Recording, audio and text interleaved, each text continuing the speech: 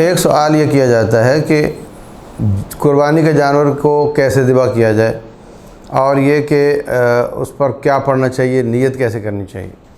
پہلی بات تو یہ سمجھو کہ نیت دل کا فعل ہے، زبان کا فعل نہیں ہے۔ نماز میں آپ نیت کرتے ہیں دل میں کہ یہ فلاں والی نماز ہے، عصر ہے، مغرب ہے، ظہر ہے، سابقہ ہے، موجودہ ہے، اور خالص میں اللہ کے لیے پڑھ رہا ہوں، تو یہ دل میں لانا ہی کافی ہے، زبان سے کرنا یہ ثابت نہیں۔ قربانی کے موقع پر رسول اللہ صلی اللہ علیہ وسلم سے زبان سے بھی ثابت ہے، لیکن اگر دل میں نیت ہو تو وہ بھی کافی ہے۔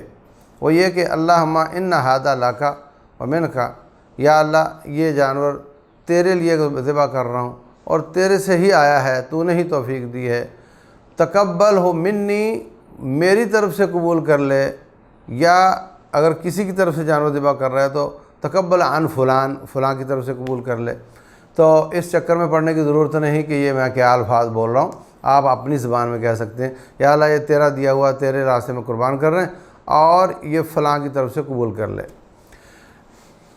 گائے میں 7 حصے اور اونٹ میں 10 حصے تک لیے جا سکتے ہیں، تو ضروری نہیں کہ آپ لسٹ پکڑ کر بیٹھیں اور ان کے نام لے رہے ہوں، ساتھ ساتھ آپ زبان سے کہنے کی بجائے دل میں کہ یا اللہ یہ ان لوگوں کی طرف سے جتنے اس میں نام ہیں قبول فرما رہے۔ جہاں تک ذبح کرنے کا تعلق ہے تو پہلی بات تو یہ کہ جانور کو جانور کے سامنے ذبح نہیں کرنا چاہیے۔ جب جانور کو ذبح ہوتے دیکھتا ہے تو اس کے دل میں ایسے خوف اور ایسے ہارمون پیدا ہوتے ہیں جو زہریلے ہوتے ہیں، جو نقصان دہ ہوتے ہیں، اور پھر جانور کو تکلیف بھی ہوتی ہے اور وہ ذبح ہونے سے پہلے ذبح ہو جاتا ہے۔ اس سے بچنا چاہیے۔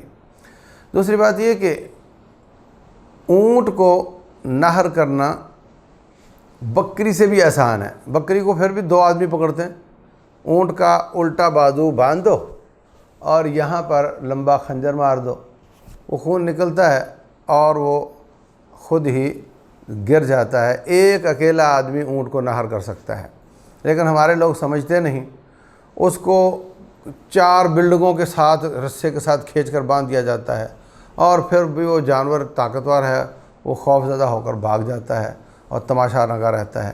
اس کو نہر کرنے کا طریقہ نہایت آسان ہے۔ بسم اللہ اللہ اکبر پڑھنا چاہیے، یہ کافی ہے۔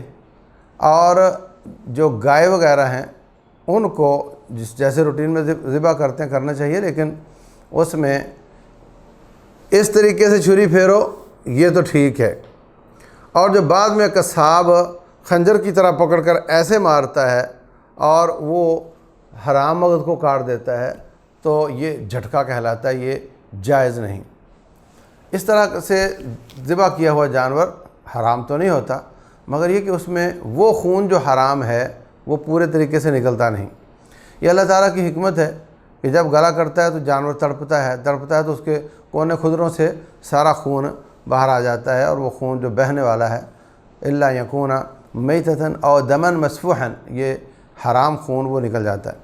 لیکن جب اس کا حرام مغز کاٹ دیا جاتا ہے تو پھر اس کا جسم کے ساتھ تعلق ٹوٹ جاتا ہے، جسم فوراً ٹھنڈا ہو جاتا ہے، پورے طریقے سے تڑپتا نہیں، تو اس کے کونے خدروں میں خون باقی رہ جاتا ہے۔ اس لیے کبھی بھی قصاب کو اس طریقے سے خنجر کی طرح چھری مارنے کی اجازت نہیں دینی چاہیے۔ تو اس طریقے سے ہمیں جانوروں کو خود ذبح کرنا چاہیے۔ ایک ساتھی پوچھتا ہے کہ کیا غیر مسلم سے ذبح کروایا جا سکتا ہے؟ پہلی بات تو یہ کہ اگر کوئی نہ ملے تو عیسائی یہودی کا جو ذبیحہ ہے قرآن حکیم نے اس کو جائز قرار دیا ہے۔ وَطَعَامُ الَّذِينَ أُوتُوا الْكِتَابَ حِلٌّ لَكُمْ وَطَعَامُكُمْ حِلٌّ لَهُمْ، لیکن اس سے بھی بچنا چاہیے۔ اور جو غیر یہودی اور غیر عیسائی ہے، غیر اہل کتاب ہے، ان کا ذبیحہ بالکل جائز نہیں ہے۔ مسلمان کو خود جانور ذبح کرنا چاہیے۔